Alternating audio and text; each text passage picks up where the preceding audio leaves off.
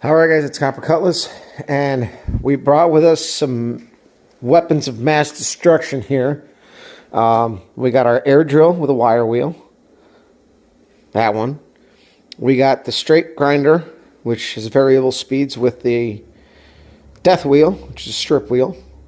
And my favorite tool in the shop, by far the most expensive, one of the most expensive ones I have, is the crud thug.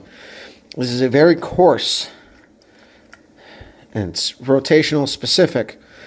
This stuff will blast off any coatings. We've used this for installing anti-roll bars, stuff like that, on crusty frames. And this does a good job of getting it down to the metal. I also used it when I patched up the frame on the olds. So I'm going to be using this to cleaning up the areas where we're going to be boxing it. So what I'm actually going to do today is make my templates and clean up the areas where we're going to weld, kind of start just doing a little bit of prep work and going from there. So I'll follow this up once I'm kind of underneath the car, and we'll get some templates going. We'll set up some lights, and maybe I'll prop up the camera and we'll do a little bit of something. All right, so this kind of works. One, if your hands are slightly dirty, and if not, get them dirty. And two, if there's dirt on your frame. So you see we got an outline. What I did was I took my cardboard paper, stuck it up there. This is regular poster board you would use in like elementary school.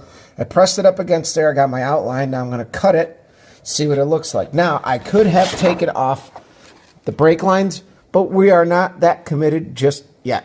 So you might be asking yourself, what are you going to do when it comes to the cross member? I'll show you guys what I'm going to do there. That one's going to be a little bit interesting, but again, I'm not committing that far just yet. So for now, we're making rough templates of what we need so that I can get the steel sheared close enough to what we need and go from there. You guys are making me work today. All right, so we got our cardboard aided design here. And so as you can see, let's see if I can turn on my flash. There we go. As you can see, we're pretty much up at the top. I gave myself plenty of trim room, so I notched the area around the cross member and the brake line, not removing them yet. So when I remove these, we still have lines. So I cut them on an angle, then I made my opening so that I could open them up, slip things in, and then have a solid template. So this is the driver's side front template. Now I got to move over to the passenger side, do the same thing. So on this end, I hope that helps you guys. You can see how not straight this frame is. I am actually starting to think that I'm going to make the plate slightly longer, drop it down, weld it to like on an inner 90, and then the top, I'm going to try to slide it underneath. That way I can catch the inner edge here and not have to weld on top of the frame. I would have to kind of weld a little bit on an upward angle. It wouldn't be too bad. Welding upside down always absolutely sucks. But this way, we'll kind of have a natural flange to weld to. It will kind of create a bit of a V pocket. And I can also bevel the plate that we're going to put in there.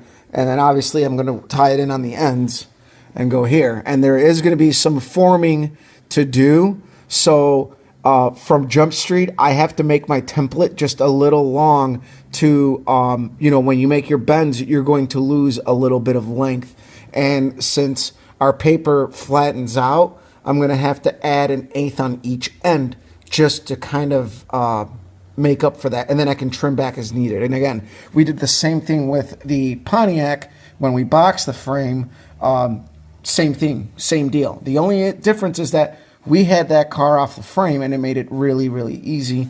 We're working a little bit harder here. But these open areas on this car are actually smaller than lengthwise than the Pontiac. So there's going to be a lot less welding. So once I get those made, then I will commit to removing the cross member. And then once I remove the cross member, I have to modify it to mount it. And that's where we're going to go ahead and we're going to measure our height and everything, once we are completely committed to this setup as far as the cribs and everything go, we're going to have to measure to maintain our cross member where it needs to be. So the way I'm going to do that is I'm going to end up cutting the end off of it, getting some some flat plate steel and welding the steel to the, stub that's going to be left. And we're going to end up putting welded nut inserts on the inside so that we can mount our cross member in place. And, I might even slot it, adjust it, and then weld a locking tab to keep the bolts in their proper height, if you will. So I'll let you guys go, and I'm going to do a little bit of cleanup and show you how well what we brought home works for this job. So, all right, so in this portion of today's work session, I'm kind of showing you guys what these different tools kind of do, right? So we have our go-to, everybody's used it.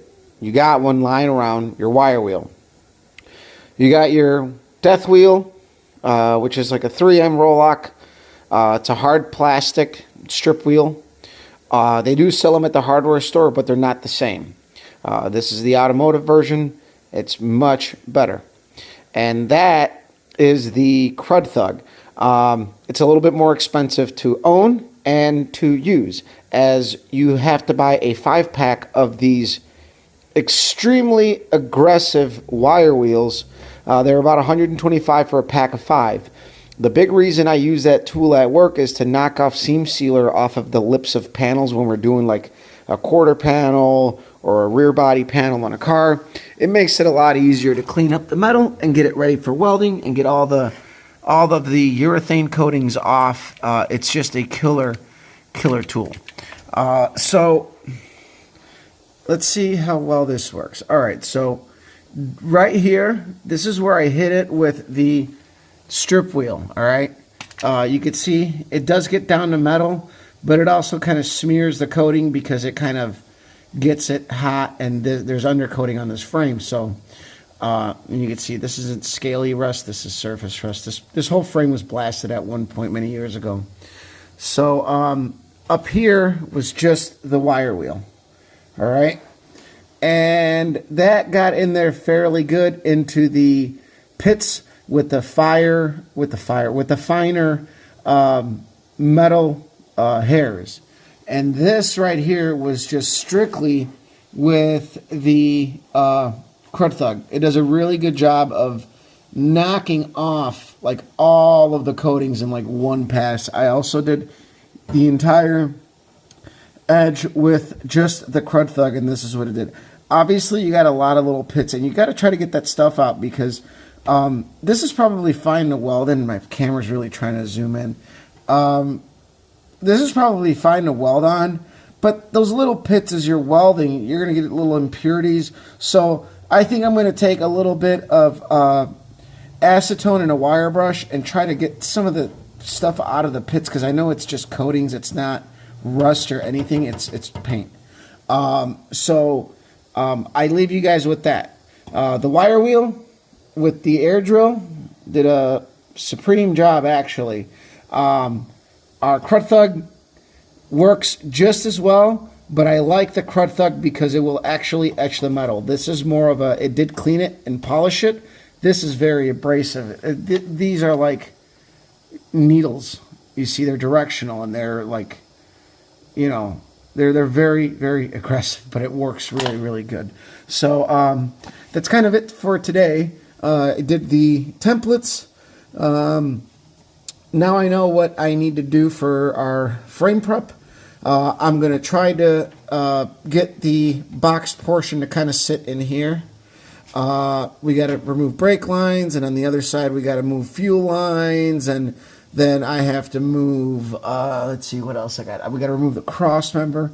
So we got a little bit of work to do, but this looks like it's going to be fairly straightforward to do. And also, The other side has a massive crack under the frame on that side that I found while I was down there. So again, this thing just keeps falling apart. Like, what the fuck? Granted, it's a 60-year-old car. I think 60. Just about that much, right? Almost. I guess it's over 50. It was 50-something year old car. Can't do math right now. And it's math. M-A-T-H, not M-E-T-H. All right. But yeah, share, like, subscribe, follow me on Instagram, and you guys can follow me on this adventurous, wild ride. And this should be fun. Getting into some of these bends, I may have to figure out a way. I may have to make a little closeout here, little close that could just kind of get it going, and we'll figure it out. I'm gonna go, but I gotta go buy some plate and get it sheared into sections that I can work with, which is the best part about using metal supermarkets. So let's say, we pretty much used most of the poster board.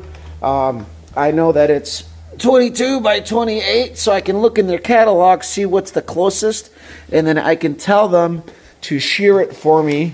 And let's say our widest one, which I think it's going to be the passenger side, right here. Obviously the frame isn't exactly like straight, but I can measure this out. Let's call it 3.5, and I can make them, let's say this is a 2.5 by 3.5, and I can have them shear me 4 pieces in those measurements, at least to get us closer. And again, these notches aren't going to matter. These open spots aren't going to matter. I only use them to get around some of the things that I didn't want to remove just yet, because again, I have to drain the fuel cell, get the fuel lines out of the way, and move stuff. I actually did remove a couple of things while I was in there, make things easy. So hope you guys have enjoyed this. It's Pops' birthday tomorrow. I'm going to try to wake up early, go to work, get some stuff done, and I got what I needed to get done today done, and I'll probably come out here during the week one evening and finish prepping the frame out and hopefully place my order in for my steel and see if they can shear it for me. And I'll probably do like a rough cut with the plasma cutter at work, and then fine tune it here with the grinder. I'm not going to be using the air grinder or the cutoff wheel because our compressor just gets overworked with it. These things work good. A DA will work good, but I only got a 30-gallon compressor, so I will be using the electric cutoff wheel, which works just fine. Nothing wrong with it. And I'm not going to be using exactly 1/8 inch plate. I'm going to be using like 110 thickness plate, just under 1/8 of an inch. That's what we did with the Pontiac.